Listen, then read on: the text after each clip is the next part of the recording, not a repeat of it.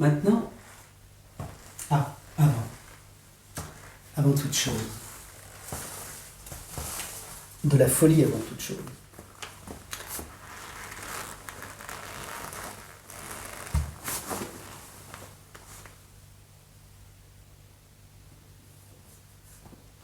Cet imperméable, vous le retrouverez pour celles et ceux, ou ceux qui découvriront le film, c'est l'imperméable que l'on voit de façon récurrente dans Un jour est égal à tous les jours.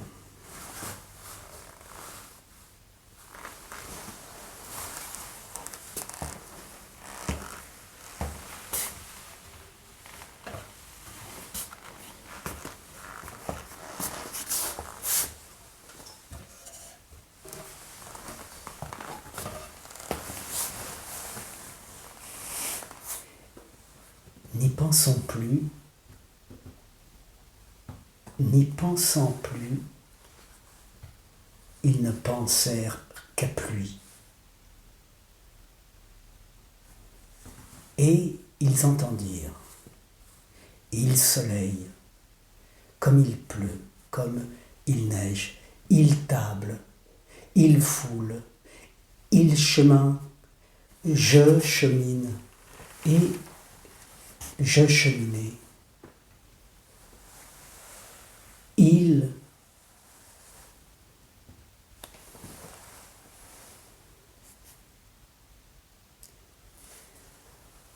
Maintenant, venons-en à ce film fleuve, l'autre côté du miroir, et aujourd'hui, celui qui nous occupe près de 10 ans après le tournage, et qui a été tourné dans la foulée de l'autre côté du miroir, mais qui a été le premier à être tourné et le dernier à être monté, ce sont les abîmes du miroir, car l'autre côté du miroir, vous le découvrirez quand vous verrez ces deux fleuves insaisissables, l'écoulement d'une résonance globale qui nous avait, au dernier moment, fait tourner quelques scènes supplémentaires qui deviendront l'autre côté du miroir, alors que ce sont les abîmes du miroir que nous tournions initialement et qui à l'époque s'appelait Le Visage Rouge. Et que nous avons toujours, et que nous ne pouvons pas changer dans un vide média composeur, changer le titre. Le Visage Rouge, il s'appelait comme ça à l'époque. L'autre côté du miroir a été donc ce premier film d'une série qui est en train de se poursuivre. Nous sommes remis depuis quelque temps, depuis une année avec des interruptions, vu les circonstances, nous avons dû faire d'autres films pour être en résonance avec l'époque dans laquelle nous sommes, si âpre et difficile, si irrespirable. Et nous devions, après un long temps de non-film, de tenter des études qui soient en correspondance de voyance et d'audition autrement que médiatique, autrement que journalistique, autrement que politique, autrement que sociologique, psychologique, médical, scientifique, etc. Vous l'aurez compris, c'est le prochain film dont je vous parle, ou je ne vous parle pas, dont je ne vous parle pas, mais que je joue à attiser votre désir. Voilà. Ça continue, oui. Mais ce film-là, je le prépare à dessein. L'autre côté du miroir est une intention de fusionner l'expérience du péril dont nous avons été le lieu, la topographie de la dévastation, et du réordonnancement d'un autre je. Je est un autre. d'un autre jeu, J-E-U, d'une autre mise, d'une autre déprise dans la prise de vue, prise de son. C'est la fusion de la main droite, la main droite, vous voyez la confusion jusqu'où elle va, la bénédiction? De la main droite, allez, oui, la main droite, tiens, de la main droite à la main gauche. Ah, si on fait comme ça, voilà, c'est pas faux. La gauche à droite et la droite à gauche. Vous voyez la confusion? Mais c'est pas si confus que ça, puisqu'on peut faire ça. Donc, nommer à gauche, à droite. Voilà. Donc, les deux mains se sont fusionnées dans l'intention du visage rouge, qui est devenu l'autre côté du miroir, et aujourd'hui son suivant, qui l'aura précédé, les abîmes du miroir. Long fleuve, aujourd'hui j'en suis à 4 heures de montage. Et il me semble que c'est un film qui va vers les 10 heures. Peut-être, bon, en tous les cas très long. Et qui sonde, qui se laisse sonder de ce mystère qui arrive en nous, qui est le geste artistique, la venue époustouflante et si inconnue du geste artistique. Mettez-vous à la peinture, par exemple. Mettez-vous à écrire tout simplement, sans idée préconçue d'un genre, d'un style. Écrivez, peignez. Même si vous ne savez pas, et si vous ne savez pas, et de surcroît, ne sachant pas faire ceci ou cela, même du piano, de la musique, n'importe quelle chose, de la guitare, que sais-je, ne sachant pas cadrer, ne sachant pas. Qu'est-ce qui peut maintenant venir en liberté et qui puisse rendre compte, mais qui n'en rend pas compte, qui ne le compte pas? Précisément, ce n'est pas du domaine du calcul, mais c'est d'une venue surprenante que le geste dit artistique. Le geste dit artistique. Il est dit comme artistique. Hein, mais c'est un geste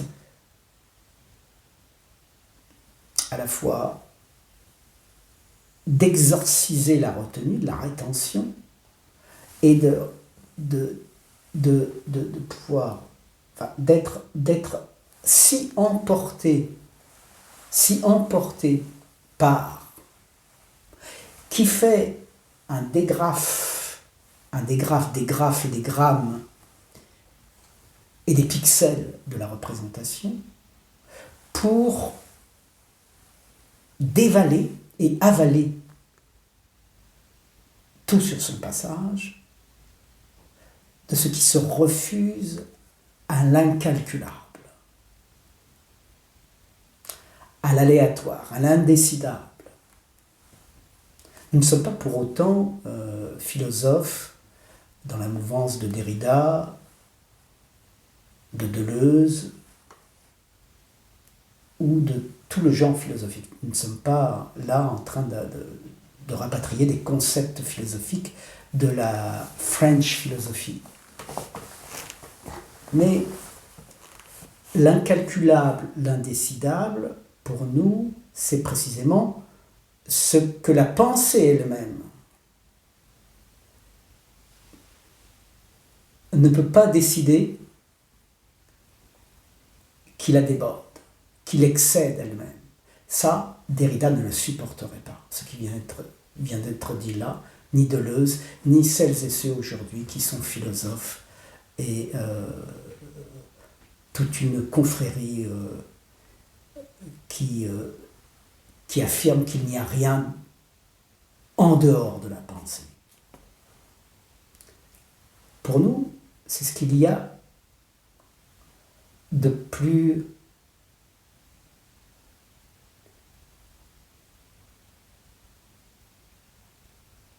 pensant que de dire cela.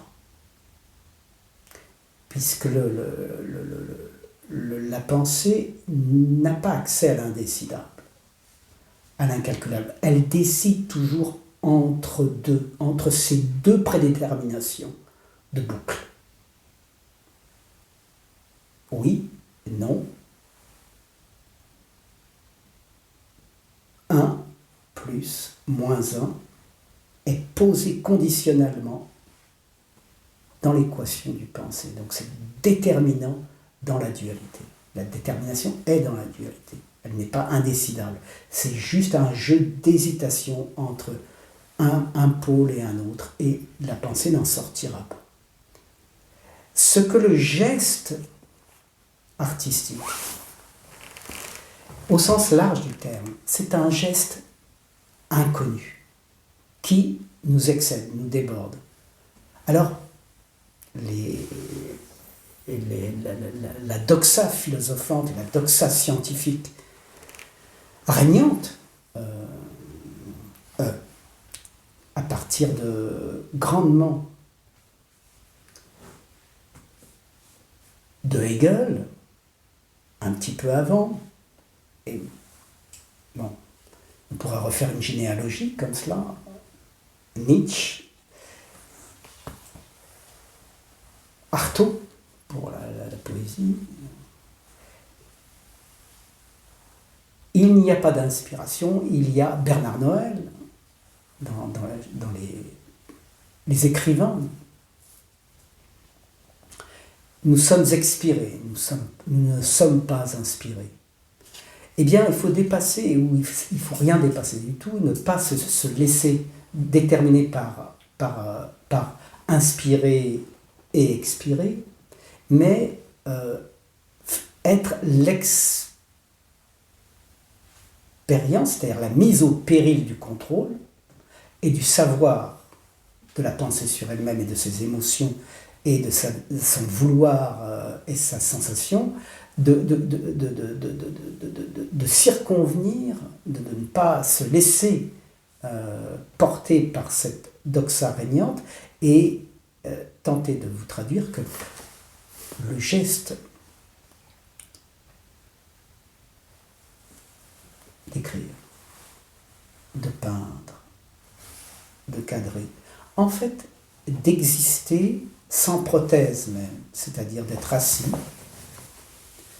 et de se laisser là, assis, regardant sans but, sans objectif.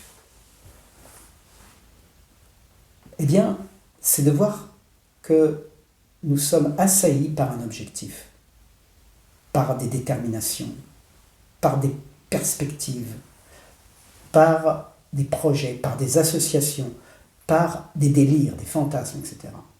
Ce que j'ai appelé le cinéma de la pensée, pour ne pas dire cinéma intérieur.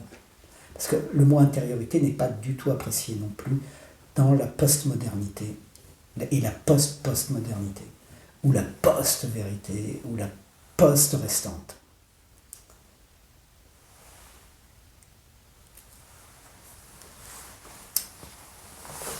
L'inspiration, l'expiration, ce n'est pas le propos, c'est que je voudrais traduire que même de parler maintenant, nous ne savons pas. Ça vient, ça s'exprime, et ça n'attend pas de résultat, ou si peu.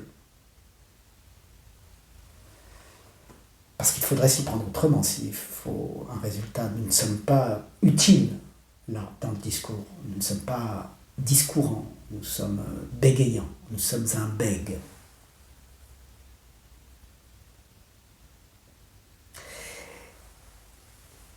Le geste nous déborde, voilà. Ni inspire, ni expire. Et cet indécidable dont le mot vient sur la langue et au tympan, pour vous, et pour nous aussi, c'est plutôt l'inconnu que l'indécidable. Voilà, un mot qui est largement pas apprécié, ou si peu, c'est l'inconnu. Et c'est un mot, parce que le mot inconnu, c'est du connu. Parce que dès qu'un mot se prononce, même en disant inconnu, en fait, entendez bien, quand vous dites inconnu, vous dites je connais l'inconnu en disant que, etc. Ou comme le mot néant, ou le mot Dieu, vous avez tous ces extrêmes dans le langage, vous avez des mots en polarité excessive de brillance et de trous, qu'ils sont insensés et que le dictionnaire perd son lettrage. Robert, par exemple, perd son lettrage, ou Littré aussi, avec des mots, même s'il les assoit dans une définition. Des mots trous. Voilà. Eh bien, l'autre côté du miroir, c'est une synthèse fusionnante de ce débordement en miroir, en perte de miroir. D'ailleurs, le mot miroir est un mouroir, n'est-ce pas, du reflet lui-même. L'autre côté du miroir, c'est une fusion de ce geste de l'écriture et de la caméra, du stylo et de la caméra, qui fusionnent au point focal. C'est déceler le temps, d'enlever le sceau du temps, d'enlever le sceau de l'espace. Et ce n'est pas une décision, c'est qu'à force d'être vu, enfin de voir et d'être vu parce que l'on voit qu'il y a confondant confondu, sans confusion. La fusion, qui est encore un mot peu apprécié dans le dogme philosophant et scientiste de l'époque, la fusion est très peu appréciée parce qu'il faut garder la distance, n'est-ce pas, entre le sujet et l'objet, entre l'observateur et la chose observée. Pour nous, le penseur a la chose pensée, il a la chose pensée, et il est à tel point qu'il a la chose pensée qu'il la profère, qu'il l'envoie dans sa virtualité au devant, mais il l'envoie rien moins que dans son cerveau et qu'elle ne passe pas la ligne frontale. Et elle fait tellement de bruit, cette confrontation entre l'observateur et la chose observée, ou entre le pensant et la chose pensée, ça fait tellement de bruit dans la cage qu'on a l'impression interprétative que ça se répand dans l'atmosphère. Et qu'effectivement, ça se répand dans l'atmosphère. Il n'y a rien de plus subtil et de plus métaphysique que la pensée. Et si peu du cerveau. Si peu. L'autre côté du miroir, les abîmes du miroir, tentent de sonder les apories.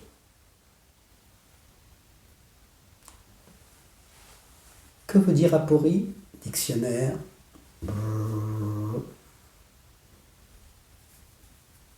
Impasse. On ne peut pas trouver de sens. Il n'y a pas de résolution. Ça reste bloqué dans le non-sens, dans l'insensé, une impasse. Ça n'y arrive plus. À poursuivre dans le langage, à poursuivre dans l'image. Soudain, une image aporétique, une image agonistique, c'est-à-dire qui meurt devant vous, qui ne trouve pas de résolution de projet.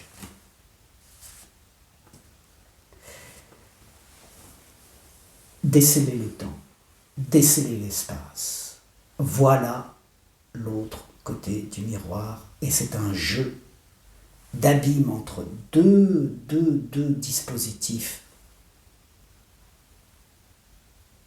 subtilement conceptifs et de mise en scène, et avec les modèles, et avec l'incertitude du montage, enfin, l'errance de se laisser à la dérive de quelque chose dont on ne sait pas si on est inspiré ou expiré, hein, mais oh là là, oh là là, oh là là, les abîmes du miroir, deux miroirs se font face.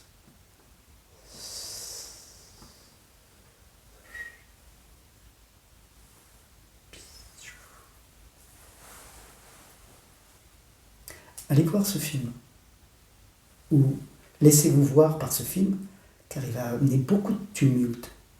D'ailleurs, pour terminer, confidence pour confidence, la plupart de nos films, de nos écrits, n'ont rencontré personne.